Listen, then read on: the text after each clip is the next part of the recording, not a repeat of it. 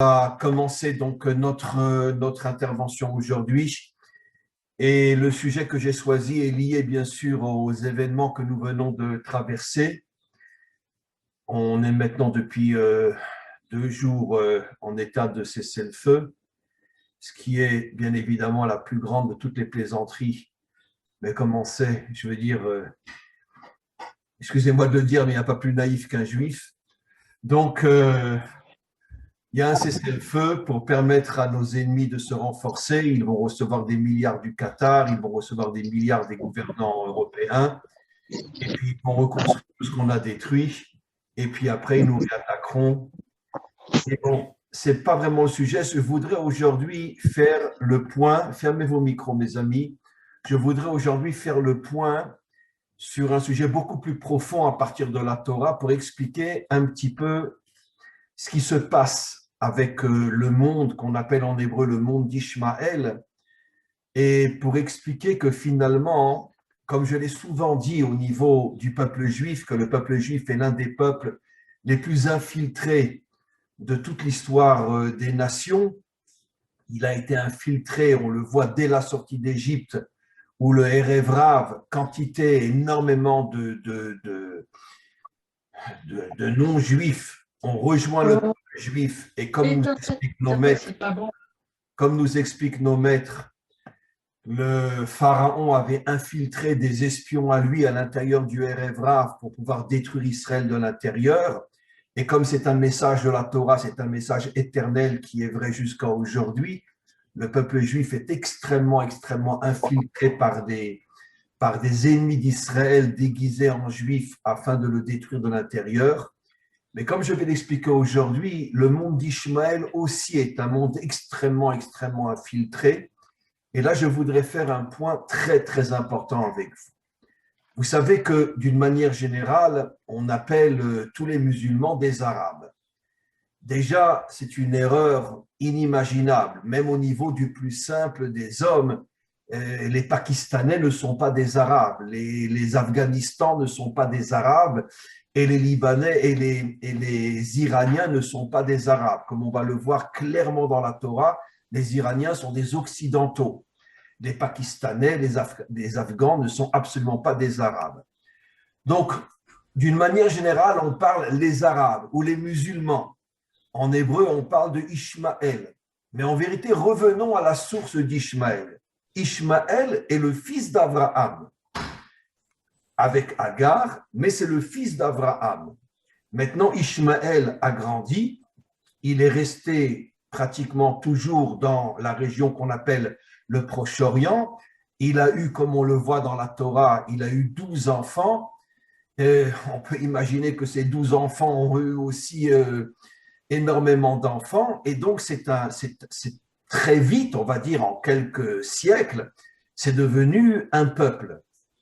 Le peuple d'Ishmaël, mais dont l'origine est Abraham. D'ailleurs, comme je l'ai expliqué déjà de nombreuses fois, avant les accords d'Oslo, qui sont les accords de guerre et non les accords de paix, quand j'allais à Hebron pour prier sur la tombe des pères, à cette époque-là, il n'y avait pas encore de séparation entre les musulmans et nous, et ça nous arrivait des fois d'être sur la tombe d'Abraham, et j'avais à côté de moi un musulman, et il priait avec une ferveur inimaginable, c'est-à-dire qu'ils considèrent véritablement qu'Abraham est leur père fondateur, ils le savent. Mais donc ça, c'est Ishmaël. Mais comme on va le voir, je vais vous rapporter des preuves de la Torah. Ishmaël, en vérité, a été énormément, énormément infiltré lui aussi par toutes sortes de nations étrangères qui, après, d'une certaine manière, ont adopté aussi la religion musulmane, mais ne sont absolument pas des descendants d'Abraham. La grande, grande, grande majorité des musulmans aujourd'hui ne sont absolument pas des descendants d'Abraham, n'ont aucun lien avec le peuple d'Ishmaël. Et il y a une chose absolument incroyable que nous expliquent nos maîtres, c'est que Ishmaël fera teshuva. Ishmaël, un jour, arrivera à se nettoyer de toutes les infiltrations étrangères qui ont adopté d'une certaine manière la même religion, sont devenus des musulmans, mais dans leur nature profonde ne sont absolument pas des Ishmaélites, ne sont absolument pas liés au peuple d'Ishmaël, comme je vais encore une fois le prouver dans quelques instants. Et ce sont donc énormément d'étrangers de religion musulmane qui se sont introduits à l'intérieur d'Ishmaël, qui l'ont d'une certaine manière abîmé, détruit. Et au moment de la délivrance finale, le véritable Ishmaël se nettoiera de toutes, on pourrait dire, ces forces introduites, infiltrées, étrangères qui sont rentrées en lui et qui finalement l'ont transformé en partie à devenir quelque chose qui n'était pas sa véritable nature. On le voit dans la Torah elle-même, à la mort d'Abraham, Ishmaël et Yitzhak ont fait la paix, se sont retrouvés comme deux véritables frères. Et quand Ishmaël est mort, la Torah utilise les mêmes mots pour parler de sa mort que les versets utilisés au sujet de la mort des grands justes. Et Rachi se pose la question, mais comment se fait-il qu'on utilise les mêmes mots à la mort d'Ishmaël qu'on utilise à la mort de Moshe ou à la mort du roi David? Et nos maîtres répondent parce que Ishmaël, vers la fin de sa vie, a fait un retour énorme vers son identité première qui était d'être le fils d'Abraham. Et il s'est nettoyé d'une certaine manière de toutes les écorces, de toutes les scories qui étaient rentrées en lui pendant une partie de sa vie, et c'est ce qui se repassera à nouveau au moment de la délivrance finale. Alors maintenant, regardons un petit peu un texte dans la Torah elle-même. On est à la fin de Parshat Noach, et regardez ce qu'on est dans le chapitre 10, et on est dans le verset 6. On parle, comme vous le savez, Noé a eu 3 enfants. A eu un enfant, Japhet, qui est à l'origine du monde occidental, un enfant Ham, qui est toute l'Afrique, mais y compris l'Afrique du Nord, où l'Afrique du Nord, ce ne sont pas des hommes de couleur noire, mais qui font partie de l'Afrique aussi, donc l'Égypte, le Maroc, l'Algérie, la Tunisie, la Libye, de grands pays qui font partie du monde africain, mais qui ne sont pas de couleur noire. Et on a Shem qui va donner naissance à ce qu'on appelle le Proche-Orient. Alors regardez par exemple, je remonte à un verset plus haut, le verset 2 dans le chapitre 10. On nous dit Bnei Yaphet, les enfants de Yaphet. Je ne vais pas tous les nommer, il y en a un, c'est Yavan, les Grecs, mais il y en a un autre qui s'appelle Tiras. Et nos maîtres expliquent Tiras, ce sont les Perses.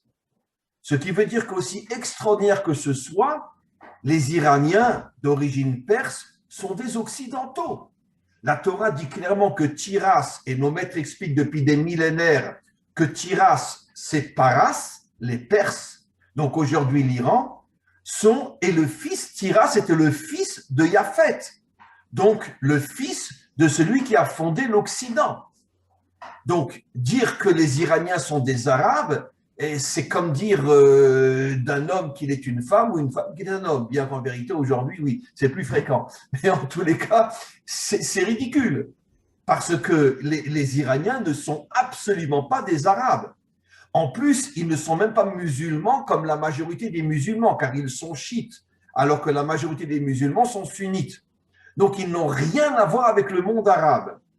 Maintenant, regardez, on va maintenant voir les enfants de Ham.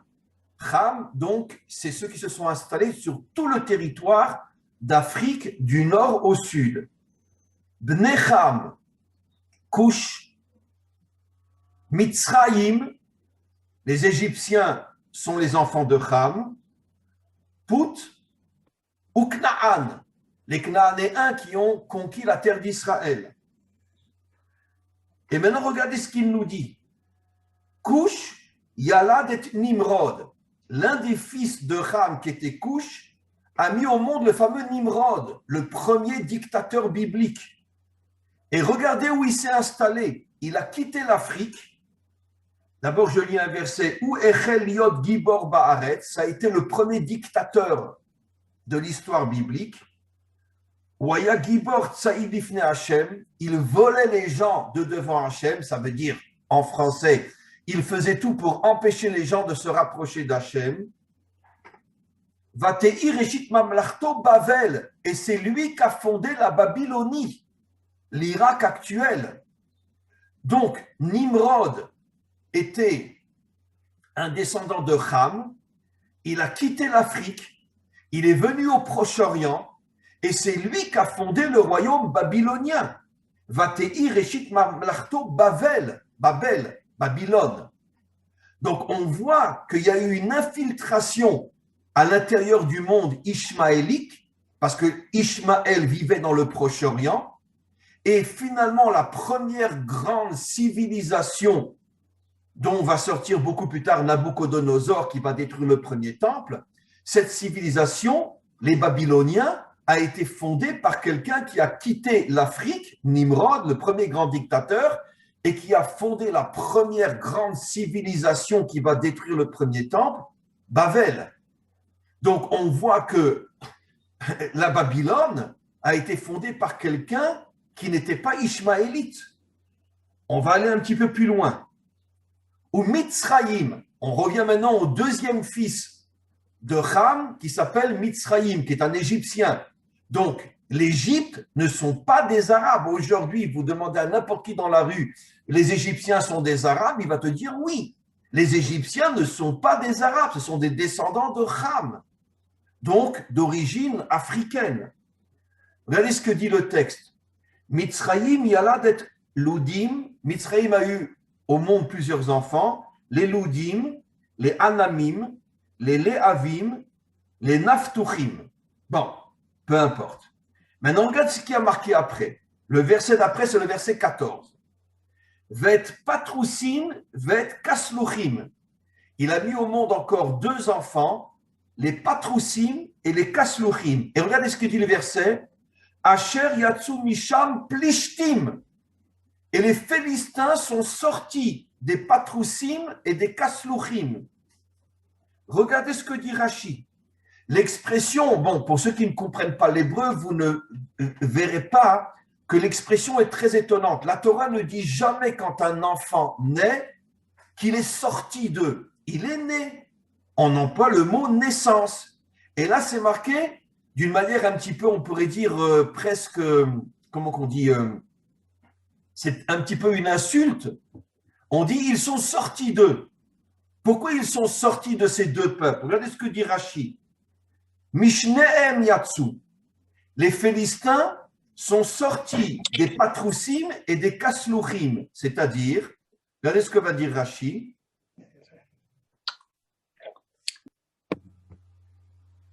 Sheayu Patroussim ve Kasluchim machlifim mishkav neshoteem. Les Patroussim et les Kasluchim étaient de grands débauchés qui s'échangeaient leurs femmes. Elou les Elou. Les femmes des Kasluchim allaient avec les Patroussim et les femmes des Patroussim allaient avec les Kasluchim. Veyatsu me'em plishtim, et de là sont nés donc des bâtards, les Philistins. Ça veut dire que les Philistins, à l'origine, sont des bâtards qui venaient de l'échange entre les femmes Kasluchim et Patroussim. Mais ils sont nés en Égypte, ils sont nés en Afrique. Et pourquoi c'est marqué Vayetsu? Parce que comme c'était quelque chose qui se répétait constamment et constamment, ces bâtards, les Philistins, sont devenus des centaines, voire des milliers, et les Égyptiens n'en pouvaient plus, et ils les ont chassés. C'est pour ça que c'est marqué Vayatsu, qui veut dire ils les ont chassés. Ils ont cherché un territoire où s'installer, et comme vous le savez, où se sont installés les Philistins? Dans la bande de Gaza.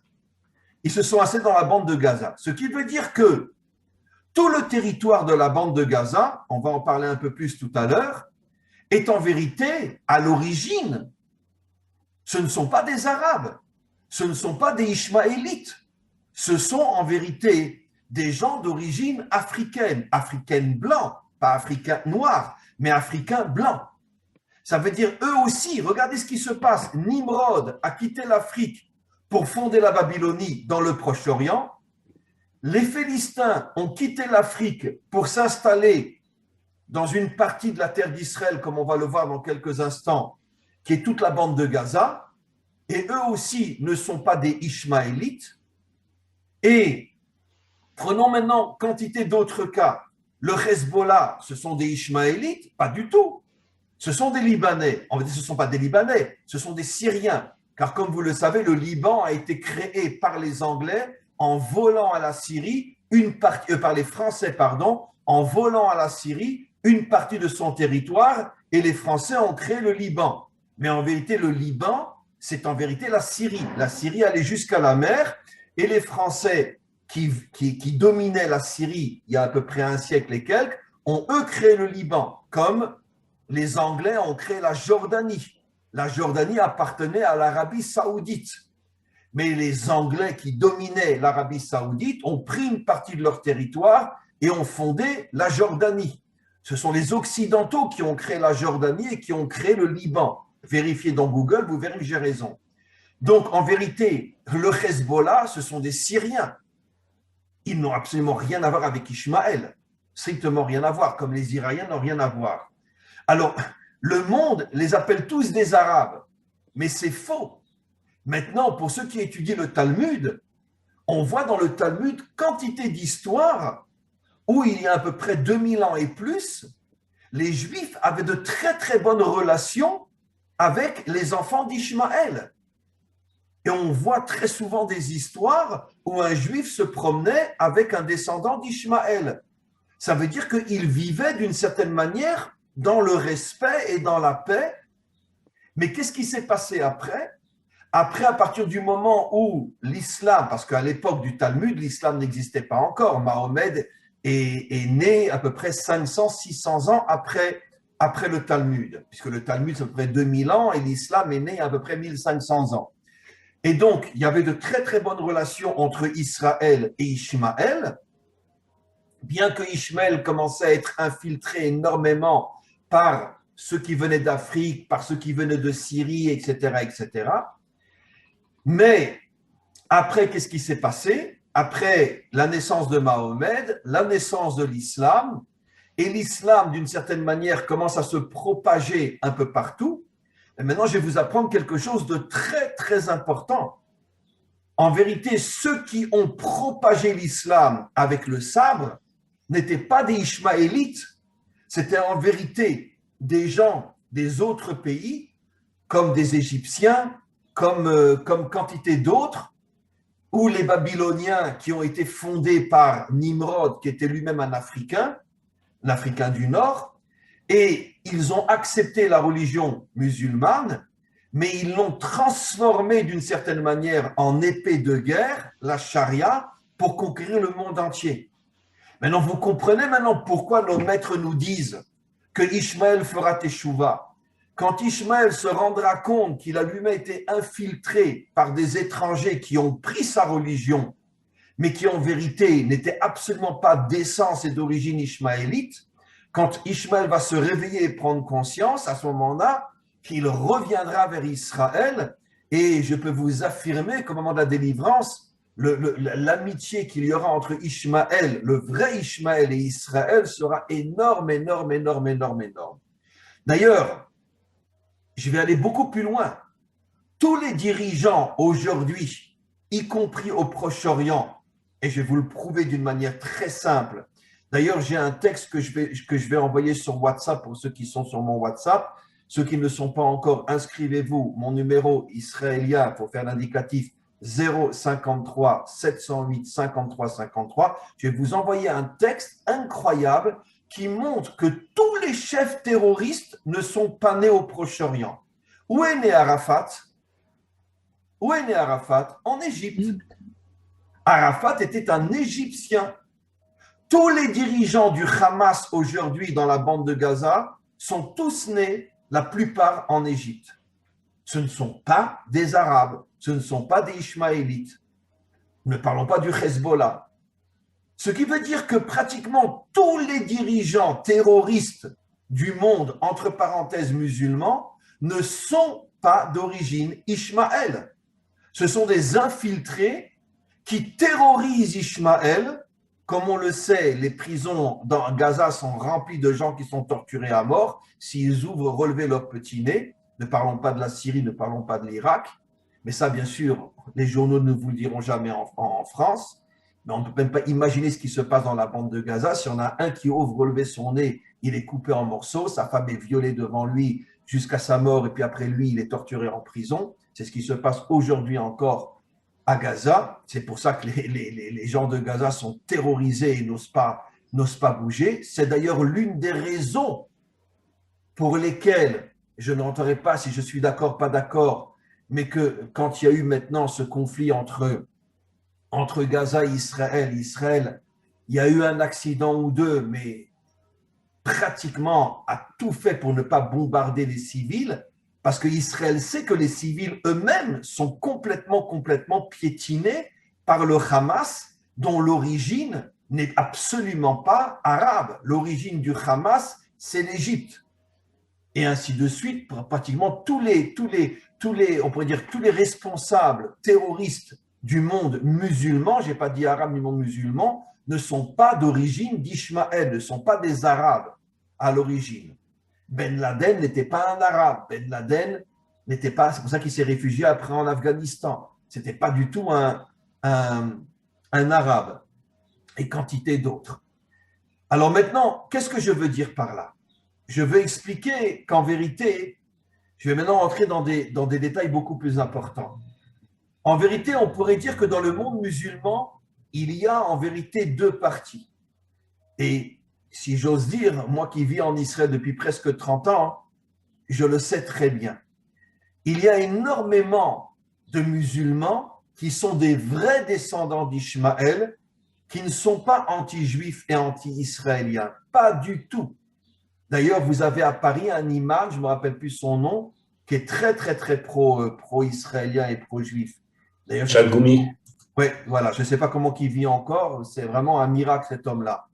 Mais lui, c'est un vrai descendant d'Ishmaël, un vrai musulman. Et il sait très bien que le Coran dit clairement que la terre d'Israël appartient à Israël. Mais tous les infiltrés qui ont pris la tête des mouvements terroristes, qui ne sont absolument pas des descendants d'Ishmaël, et qui peut-être ont adopté la religion musulmane uniquement pour pouvoir faire partie d'une nation qui est extrêmement nombreuse, 2 milliards de musulmans dans le monde, et donc ils se sont peut-être plus déguisés que vraiment avoir adopté la religion musulmane.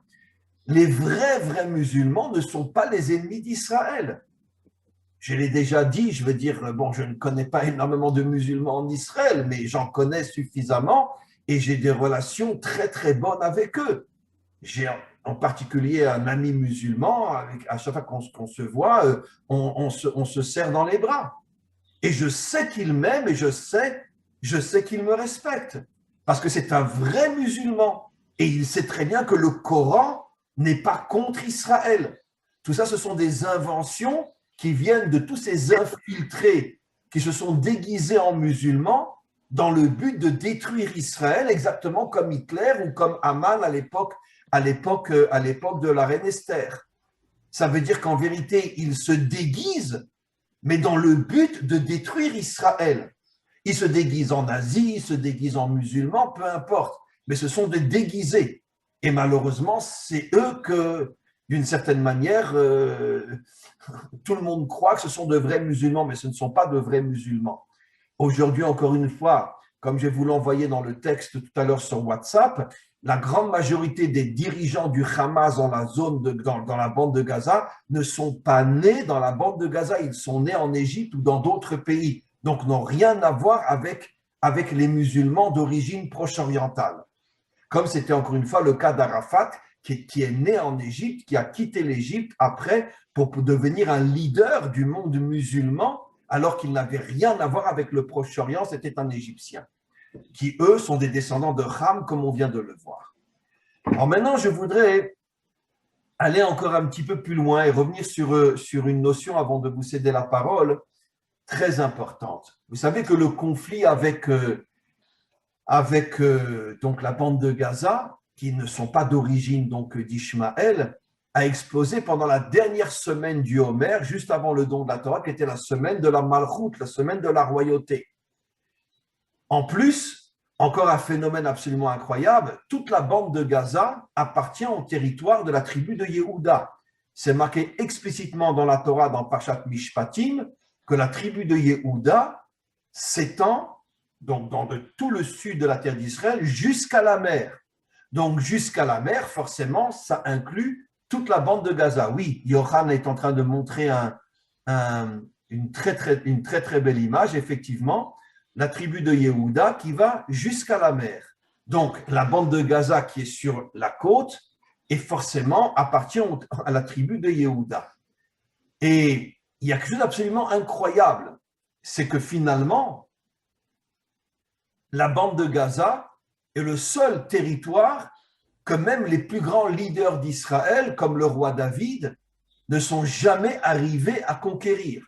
Le roi David est arrivé à détruire des peuples d'une puissance incroyable, comme le peuple de Édom, par exemple, et quantité d'autres, les Moabites, les Ammonites, des peuples très puissants, alors que la bande de Gaza, c'est un territoire relativement petit, et les habitants sont infiniment moins nombreux qu'ils ne l'étaient dans le pays de Édom. Et pourtant, Édom est arrivé à détruire David est arrivé à détruire Édom, qui était constamment en guerre contre Israël, mais David n'est jamais arrivé à chasser les habitants de Gaza pour redonner ce territoire finalement à la tribu de Yehuda, ce qui va se passer bien sûr au moment de la délivrance.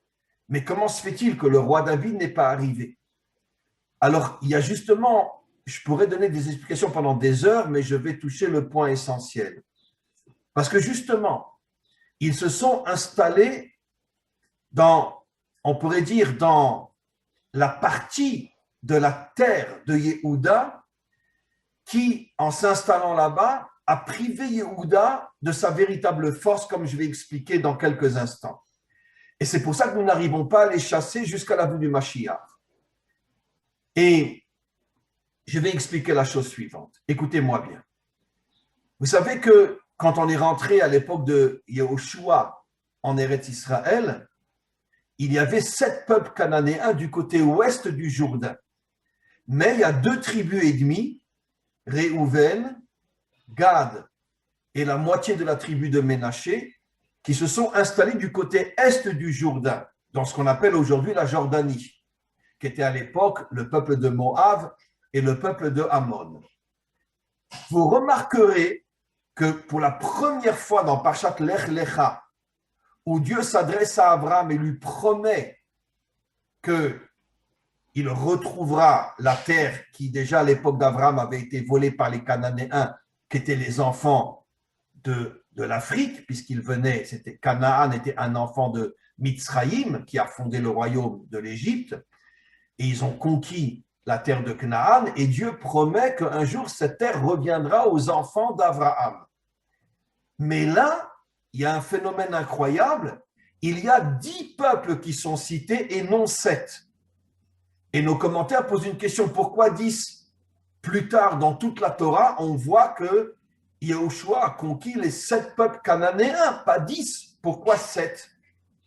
Et nos maîtres répondent que ça fait allusion à l'époque du Mashiach, où on recevra 3 terres de plus qui avaient commencé à être conquis par les 2 tribus ennemies qui sont restées du côté est du Jourdain et non du côté ouest du Jourdain.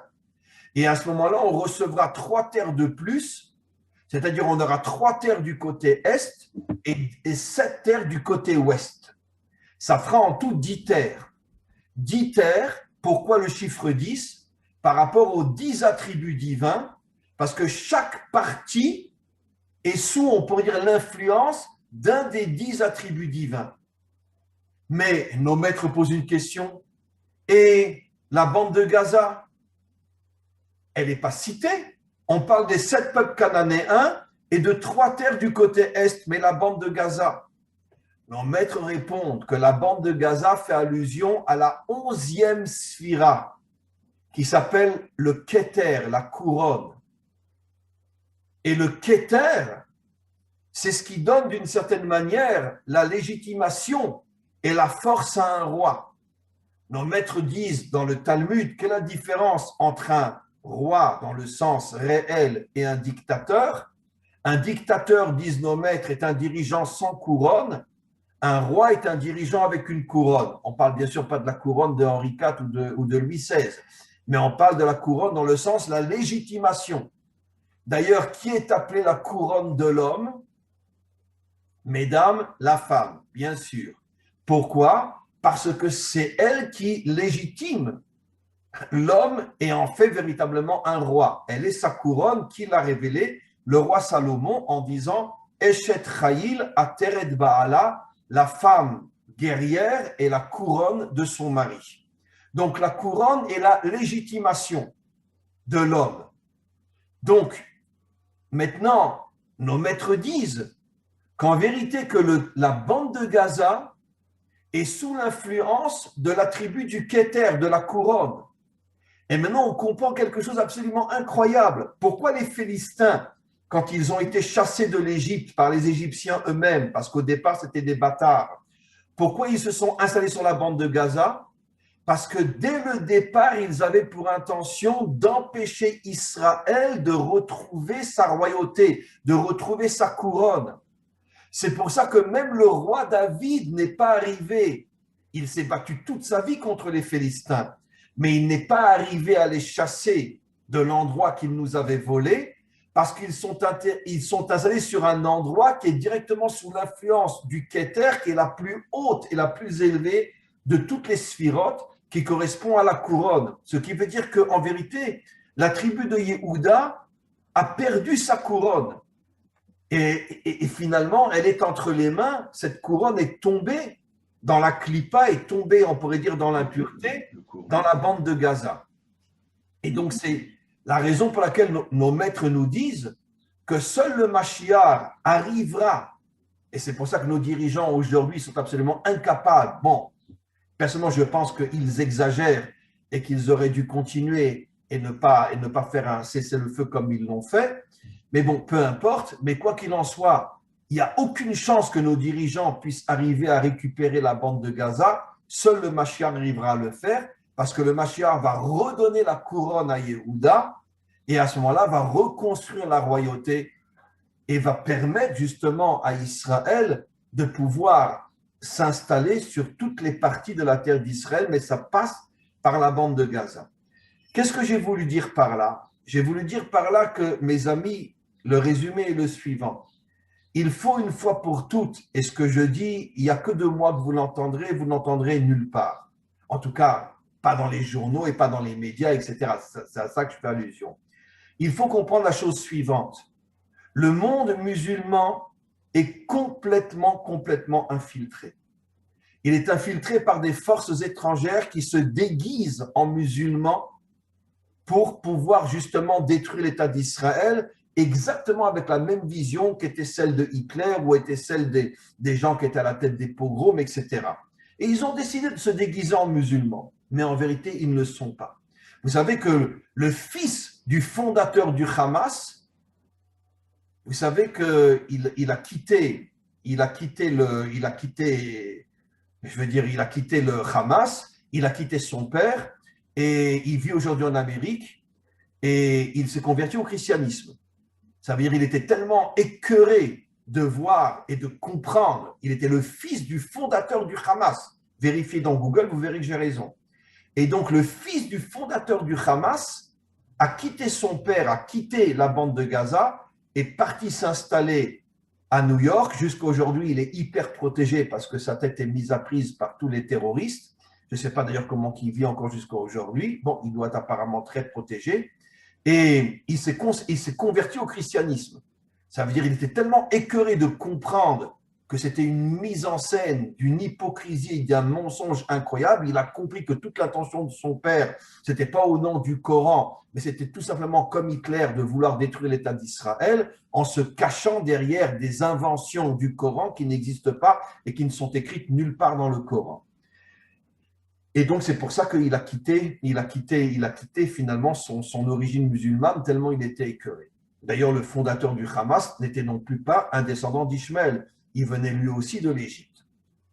Alors, qu'est-ce que je veux dire par là? Je veux dire par là qu'il faut faire vraiment, vraiment la différence entre, d'ailleurs, je ne me rappelle plus le titre, mais récemment, j'avais vu un film qui parlait justement du terrorisme musulman à Londres. Et bon, si je retrouve le titre, je vous l'enverrai sur WhatsApp. Et le commissaire principal qui se battait contre les terroristes était lui-même un musulman. Et vous savez que le maire de Londres est un musulman, un Pakistanais, je crois, ou un Afghan. Mais c'est un homme très, très bien. Et donc, le chef de la police londonienne qui se battait contre les terroristes qui ont failli faire sauter enfin, des écoles et trucs comme ça, était lui-même un vrai musulman qui priait à la mosquée, etc. Mais lui-même, dans ce film, il explique d'une manière absolument incroyable qu'en vérité, que les terroristes ne sont pas de vrais musulmans, sont uniquement, on pourrait dire, des utilisateurs de vitrines.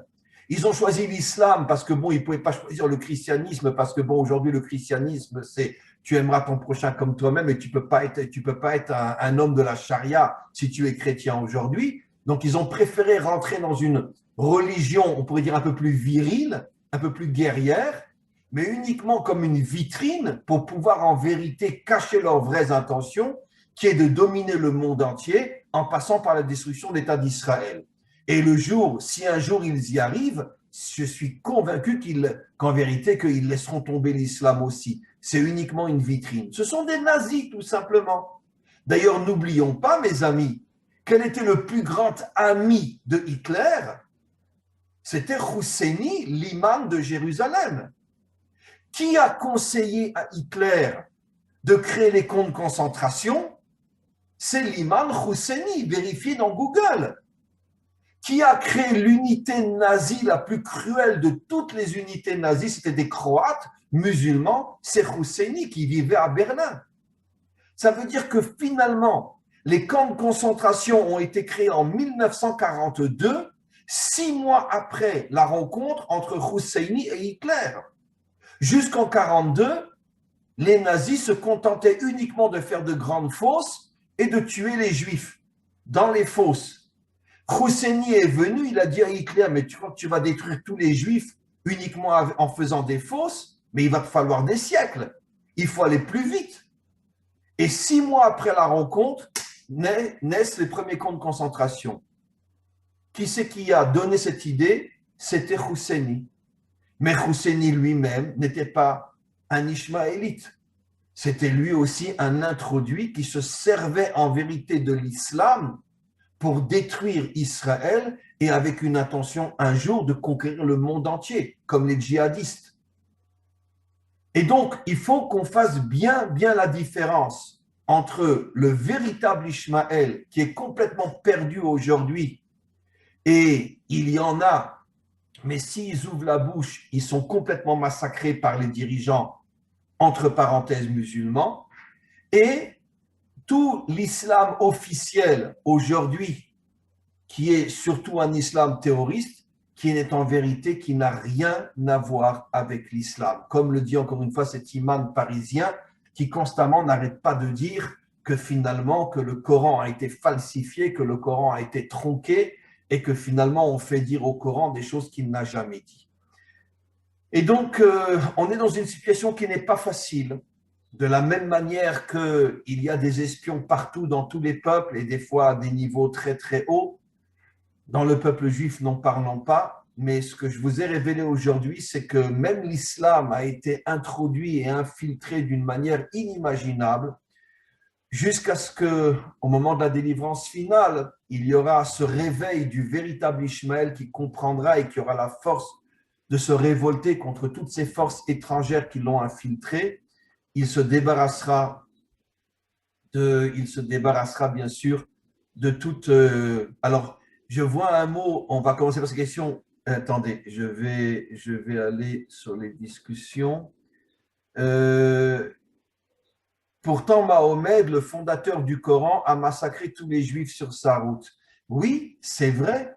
D'abord, il faut savoir que Mahomet a fondé l'islam grâce au fait, vous pouvez vérifier dans Google, qu'il était entouré à 99% de maîtres juifs qui étaient à ses côtés. Et après, une fois qu'il a créé l'islam, il leur a demandé de se convertir, ils ont refusé, il les a tous massacrés. Après, il est parti à Médine et il a massacré tous les juifs de Médine. Mais c'est pareil, pareil. Il faut comprendre que à partir du moment où l'islam a été créé, il y a eu une infiltration énorme de la part des Irakiens, de la part des Égyptiens, de la part des Syriens, etc. Tous ces peuples qui n'étaient pas des descendants d'Ishmaël. Et donc, d'une certaine manière, il est fort probable que Mahomet, soit volontairement, soit lui-même a été manipulé, peu importe.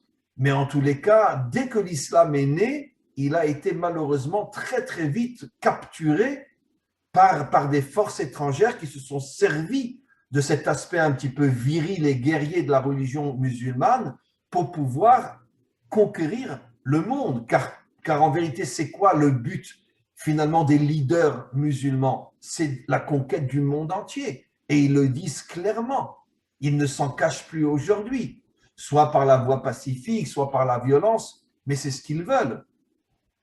Et donc, encore une fois, ce sont ces forces étrangères qui ont récupéré le Coran pour pouvoir dominer le monde. Voilà, on va passer maintenant aux questions. Alors, une question, oui. Alors, Harry, oui.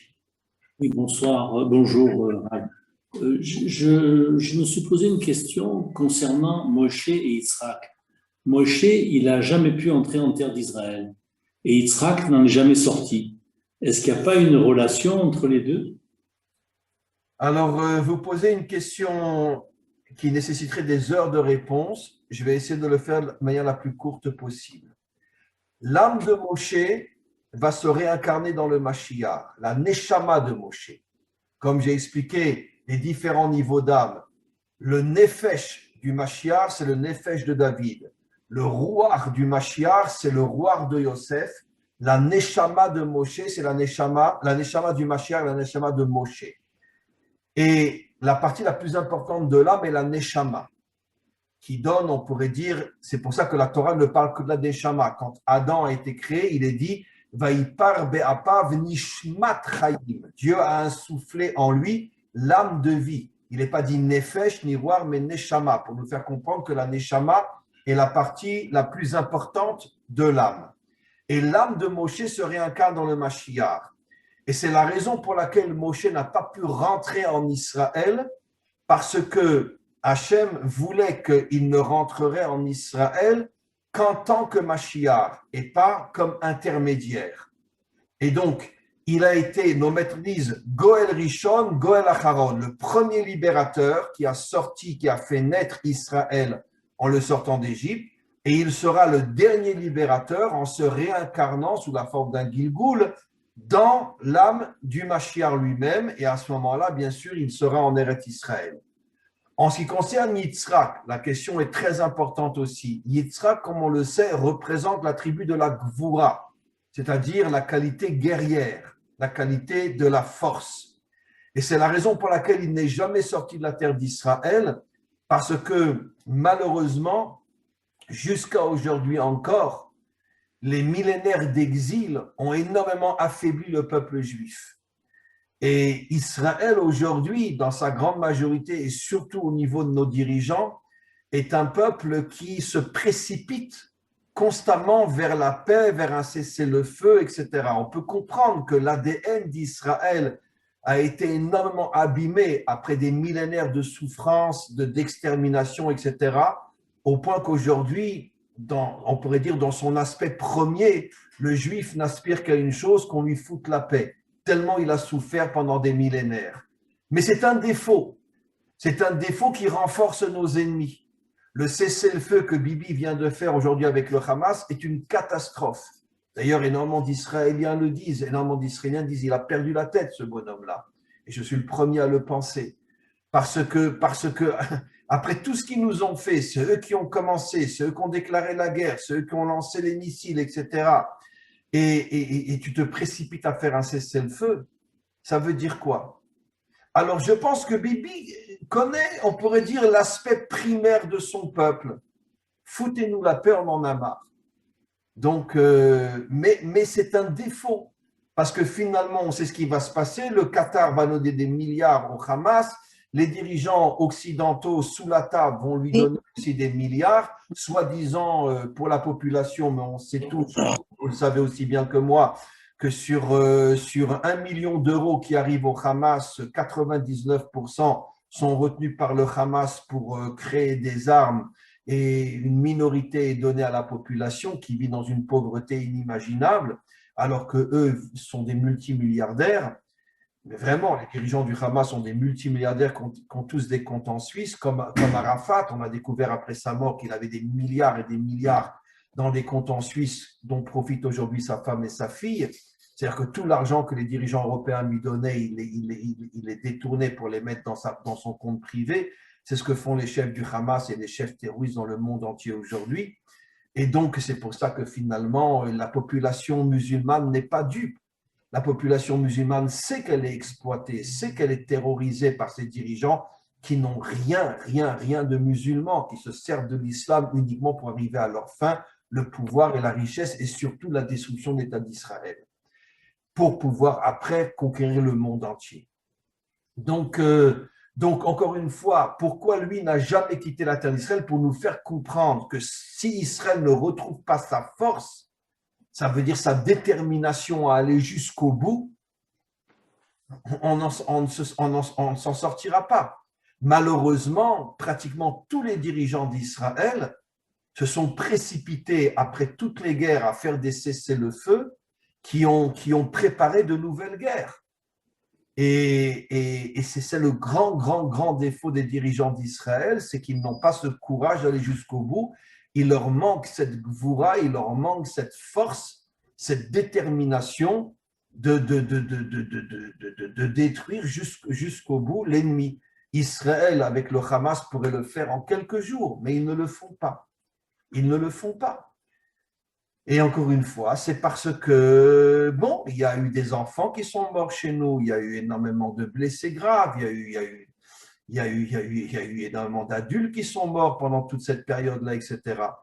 Et, et donc, c'est toujours, on pourrait dire, cette balance, on continue pas, on continue pas, et malheureusement, tous nos dirigeants préfèrent un semblant de paix plutôt que d'aller jusqu'au bout pour avoir encore et encore des morts. Mais encore une fois, comme je l'ai expliqué, je pense que l'ADN juif a été énormément abîmé pendant ces 3000 ans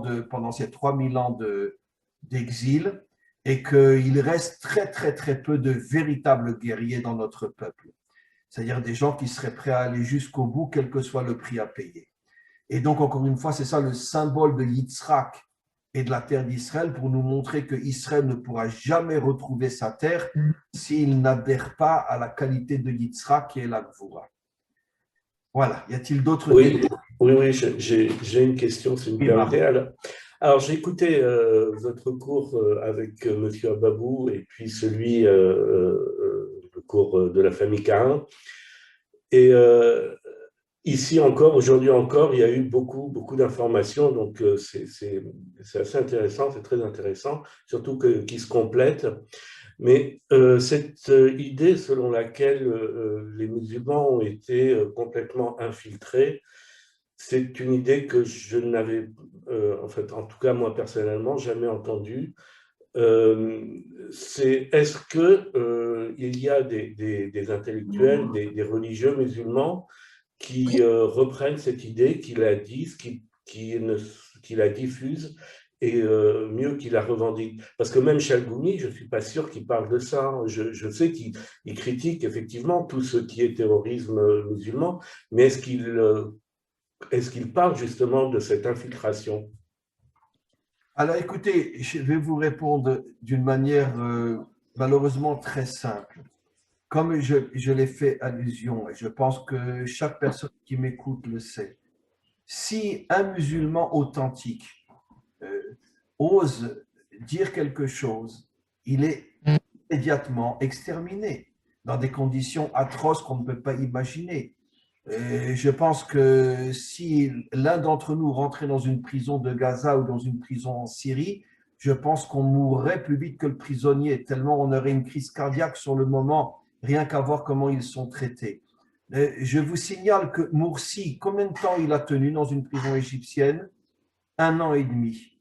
1 an et demi, alors qu'il était en parfaite santé, il était encore jeune, il n'avait pas 95 ans ou 100 ans. Il a tenu 1 an et demi. 1 an et demi dans une prison égyptienne. Combien de temps vous pensez qu'on tient dans une prison à Gaza ou dans une prison en Syrie? Quelques jours, quelques semaines. Parce que c'est affreux ce qui s'y passe, on ne peut même pas imaginer. Donc aujourd'hui, c'est ce qui se passe partout, partout. Même dans la partie, on pourrait dire, palestinienne, qui est en partie surveillée par Israël. Si quelqu'un ose ouvrir la bouche, tout de suite les terroristes arrivent et liquident toute la famille. Et après, ils se cachent et on ne pourra pas les retrouver. Et ça se passe pratiquement tous les jours. Tous les jours. Donc évidemment qu'il y a énormément de musulmans authentiques qui sont conscients qu'ils sont manipulés et exploités, mais ils ne peuvent pas ouvrir la bouche parce que ils savent dans quelle situation ils vont se retrouver. Vous comprenez? Alors, il y a maintenant énormément de musulmans qui étaient en danger, que les services secrets israéliens sont arrivés à sauver avant qu'ils soient exterminés et ils les ont installés en Israël. Par exemple, pas loin de là où moi j'habite, il y a toute une famille musulmane qui a été récupérée par les services secrets avant qu'ils se fassent massacrer parce qu'ils commençaient à ouvrir leur bouche. Et le Shabak est arrivé à les récupérer juste avant et il les a installés pas loin de chez moi. Ils sont dans une villa, etc. Et bon, j'imagine qu'ils sont hyper protégés aussi. Mais ce sont des gens qui avaient eu le courage de dire ce qu'ils pensaient. Mais il y en a des milliers comme ça. Je vais vous dire quelque chose, mais avec la plus grande certitude. Je le sais, je le vis. 80% des Palestiniens, s'ils avaient la possibilité de le dire et si on leur demandait, vous préférez vivre avec les Israéliens ou avec les dirigeants que vous avez? Tous répondraient avec les Israéliens. Mais c'est évident. Parce que, écoutez, vous ne le saurez jamais dans les médias, mais venez à Jérusalem. Venez dans nos parcs, venez dans nos salles de sport, venez dans nos restaurants. Mais vous verrez des centaines de musulmans, des femmes couvertes, etc., et qui mangent une table à côté de nous, qui font du sport à côté des Israéliens, etc. Mais ça, ils ne vous le diront jamais, les médias françaises. Maintenant, si moi, j'essaye d'aller courir du côté de Jérusalem-Est, d'accord, j'ai juste le temps de faire Shema Israël avant de recevoir, avant de me faire décapiter.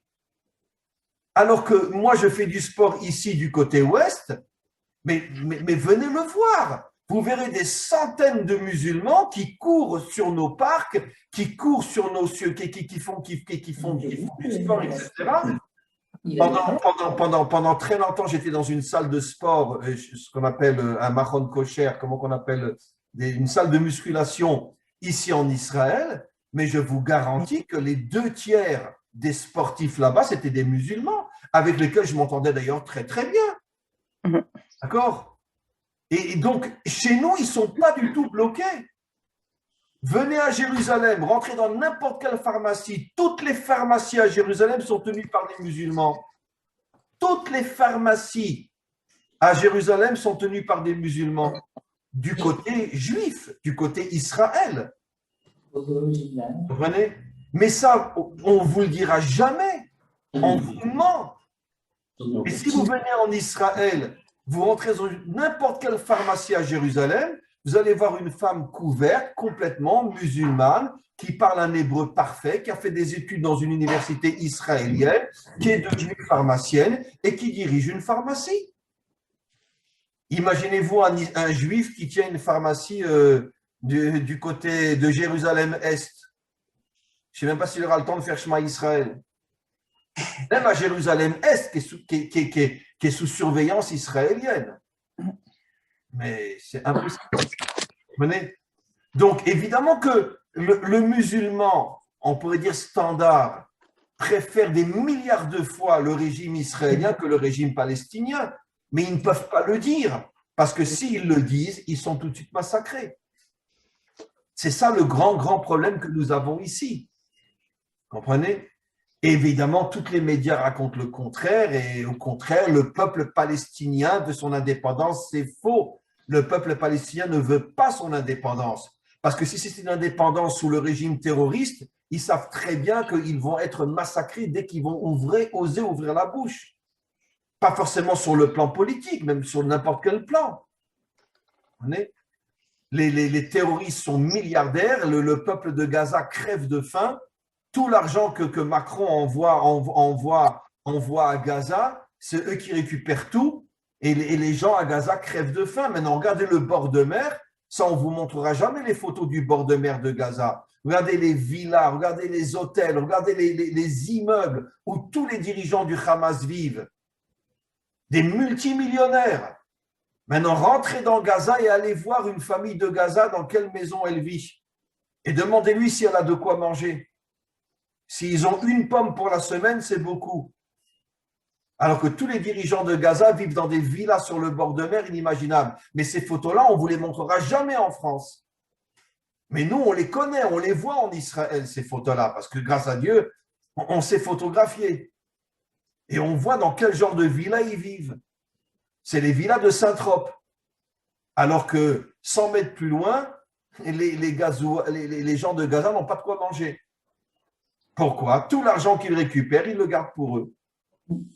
Alors, vous comprenez pourquoi la situation est catastrophique.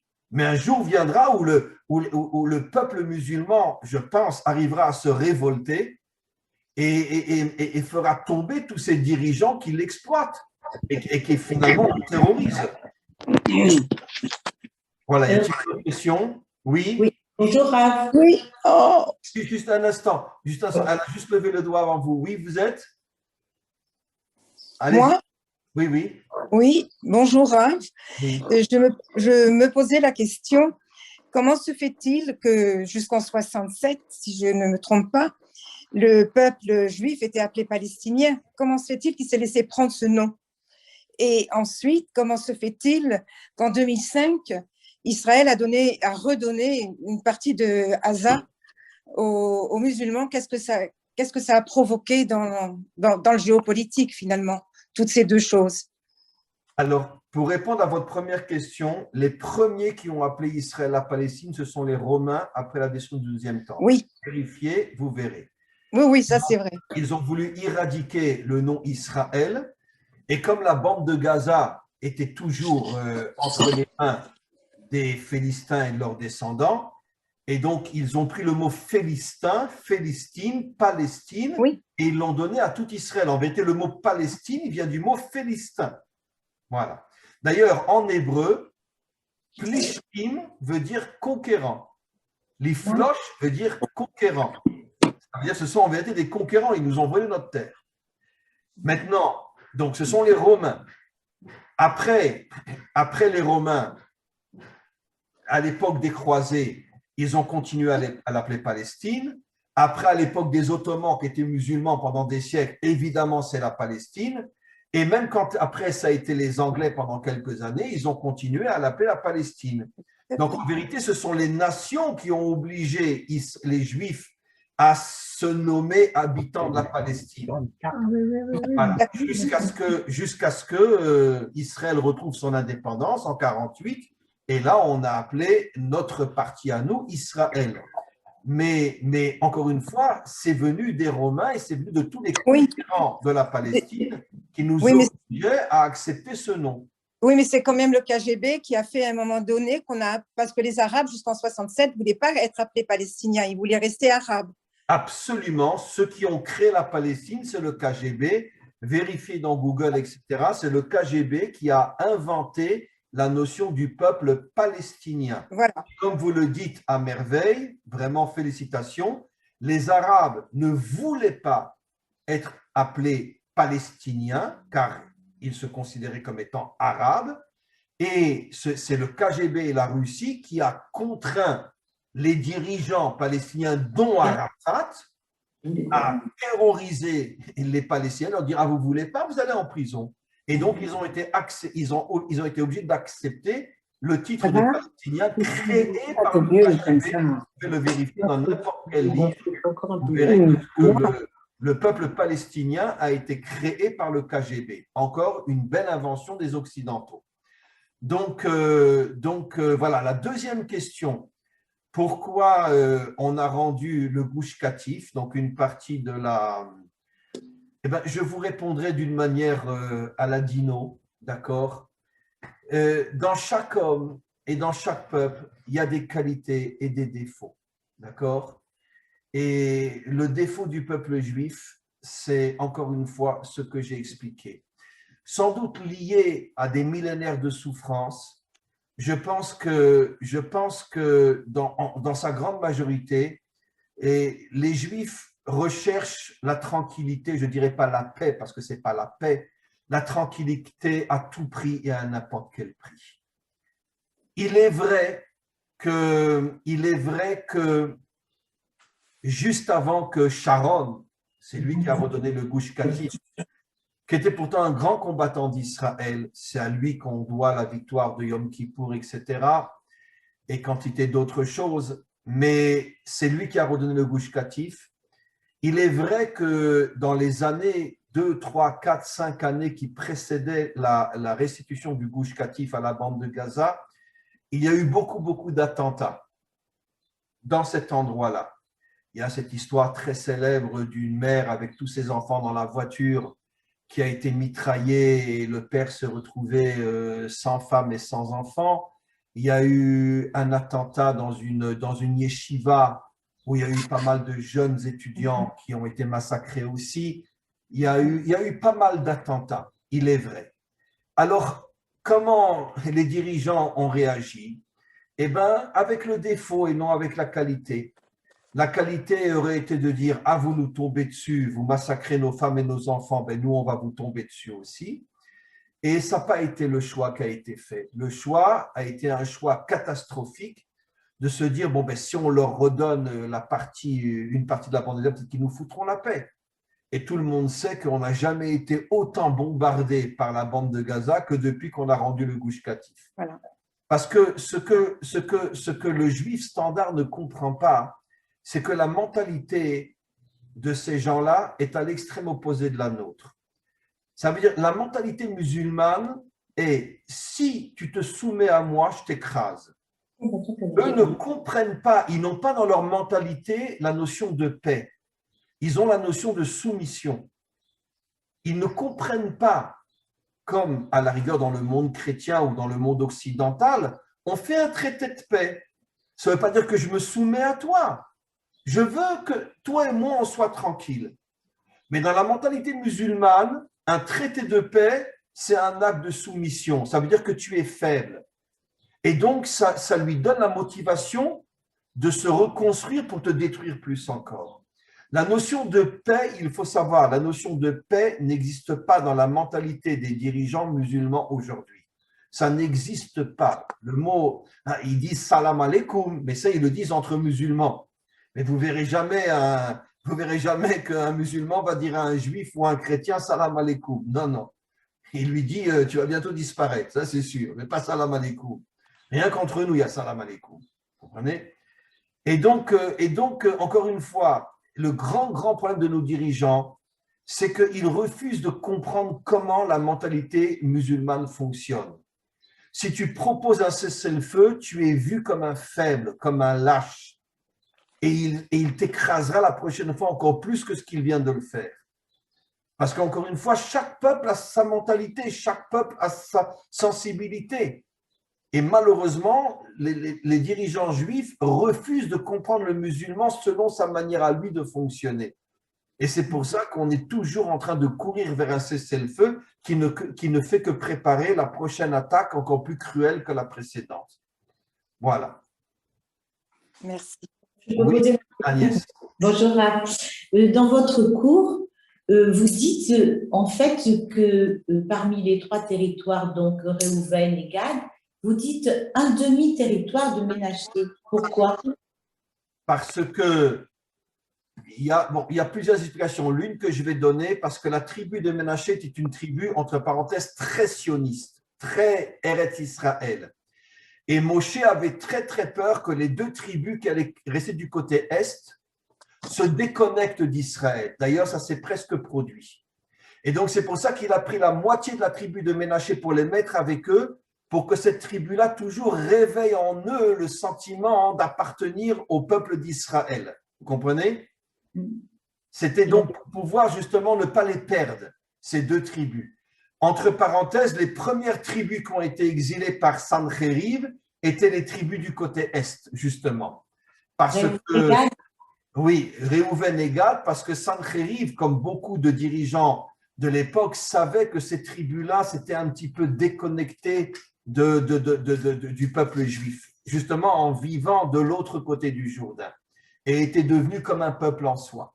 Et donc, c'est pour ça qu'il a préféré, eux, commencer par les exilés, en se disant que ça serait peut-être ceux qui accepteraient le plus facilement de quitter cet endroit-là. Et l'autre moitié? Je ne saisis pas cette phrase. L'autre moitié était en Israël, et une moitié est partie du côté Est pour essayer constamment de rappeler à ces deux tribus d'Gad et Réhouven qu'elles faisaient partie du peuple juif qui était du côté Ouest. Voilà. Merci. C'était pour les aider. OK. Alors, y a-t-il encore une question? Parce que je vois qu'il y a pas mal de questions écrites là aussi. Pourquoi la couronne donc des Sion à Gaza et non pas à Jérusalem? Alors, c'est une très très bonne question, mais parce que la bande de Gaza fait partie en parité du territoire de Yehuda, alors que Jérusalem, c'est la capitale de tout Israël, pas uniquement du royaume, du territoire de Yehuda.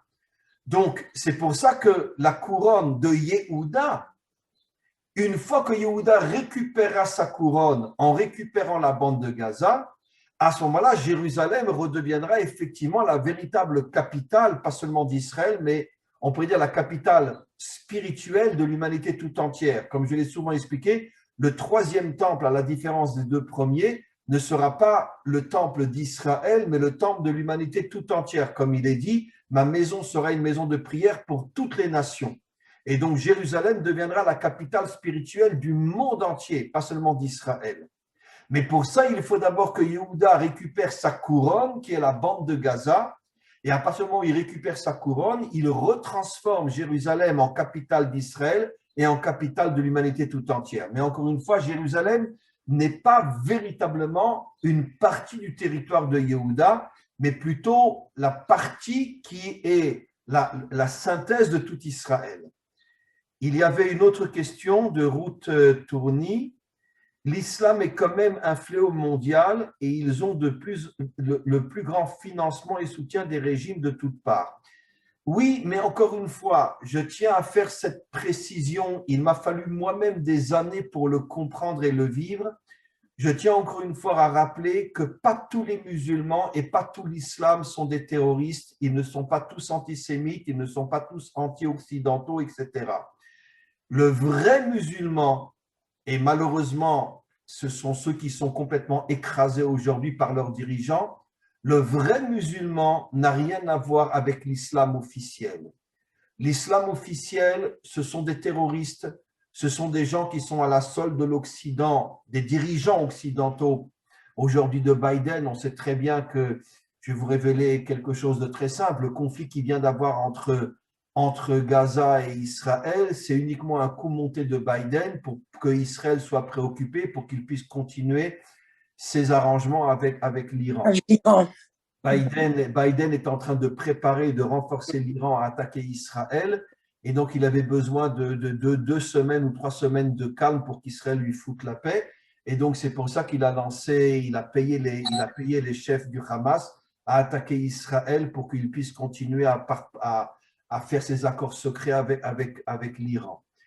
Biden est un très, très, très grand terroriste, antisémite, puisqu'il fait partie et antisémite, et qui veut absolument la destruction de l'État d'Israël. C'est pour ça qu'ils ont fichu, Trump en l'air, parce qu'ils savaient très bien que tant que Trump serait au pouvoir, ça serait impossible d'essayer de détruire l'État d'Israël. Donc, en tous les cas, encore une fois,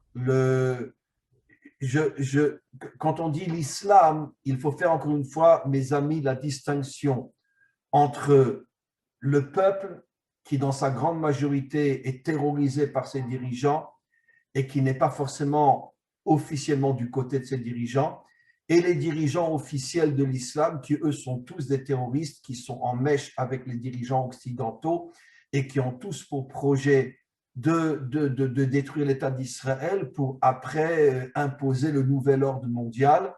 Mais comme l'expliquent nos maîtres, ce que les dirigeants occidentaux ne savent pas, c'est que de toute façon, après va exploser une guerre terrible entre les dirigeants musulmans et les dirigeants occidentaux, parce que les dirigeants musulmans n'accepteront jamais de partager leur pouvoir avec les dirigeants d'origine chrétienne, le monde occidental, et feront tout pour arriver à dominer le monde entier, parce que c'est la différence fondamentale entre les dirigeants musulmans et les dirigeants chrétiens. Les dirigeants chrétiens n'essayent pas d'avoir la main mise sur l'humanité tout entière, alors que dans ce que j'appelle moi la falsification du Coran, les dirigeants musulmans, eux, disent que le Coran demande à ce que l'humanité tout entière soit musulmane. Donc, c'est évident qu'ils n'accepteront jamais un compromis avec les dirigeants occidentaux. Pour l'instant, ils acceptent l'argent des Occidentaux parce que ça leur rend un grand service, bien sûr. Mais si demain, ils ont la possibilité de se débarrasser des Occidentaux et de leurs dirigeants, c'est sûr et certain qu'ils le feront. Bon, encore une fois, tout ça, ce sont des hypothèses, mais c'est ce qui va se passer au moment de la guerre de Gog et Magog. Nos maîtres expliquent que les dirigeants occidentaux vont s'allier aux dirigeants musulmans et vont arriver jusqu'en Israël pour détruire Israël, mais il va y avoir une sorte de miracle qui va se produire au moment où ils seront, entre parenthèses, ensemble pour attaquer Israël.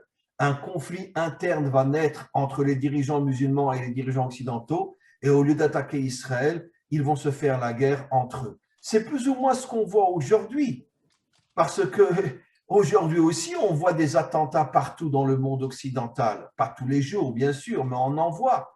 Et pourtant, ceux qui font les attentats, ceux qui ont fait l'attentat à Paris il y a quelques années, etc., et font partie des mêmes personnes qui reçoivent de l'argent sous la table du gouvernement français. Donc, il y a des contradictions inimaginables. D'un côté, vous nous attaquez, de l'autre côté, on vous donne de l'argent. Ça veut dire que, personnellement, je n'arrive pas à comprendre comment les dirigeants occidentaux n'ont pas encore compris qu'en vérité, que leurs pires ennemis sont précisément les dirigeants musulmans. Je ne dis pas les peuples musulmans, je dis les dirigeants musulmans qui se servent d'eux pour pouvoir demain, quand ils auront la possibilité de le faire, les détruire complètement.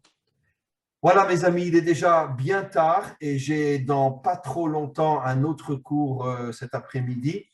Donc je vous demanderai de me laisser me reposer un petit peu.